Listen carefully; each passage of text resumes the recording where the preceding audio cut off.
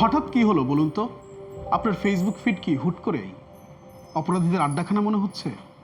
বন্ধু বান্ধব থেকে শুরু করে সবাই হাতকড়া পরে পুলিশের গাড়িতে কিংবা থানার সামনে দাঁড়িয়ে ভাবছেন ঘটনা কি? আসল ঘটনা এর চেয়েও মজার, কিছুটা শঙ্কারও বটে। সোশ্যাল মিডিয়ায় এখন নতুন ঝড় তুলেছে ম্যাজিক সোয়াপ পাজল নামে একটি গেম। নেটিজেনরা এই গেমটি খেলে কৃত্রিম বুদ্ধিমত্তার সাহায্যে ঠিক করে নিচ্ছেন পুলিশের হাতে ধরা পড়লে তাদের কেমন দেখাতো।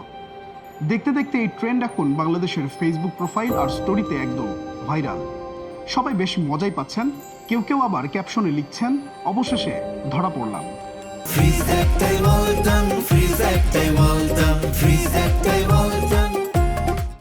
মজা পর্যন্ত তো ঠিক আছে, কিন্তু সাংবাদিকতার জায়গা থেকে প্রশ্ন জাগে। নিজের ছবি এবং ব্যক্তিগত তথ্য কৃত্রিম বুদ্ধিমত্তার কাছে দিয়ে জিম্মি হওয়া, এর কি কোনো সাইবার ঝুঁকি নেই?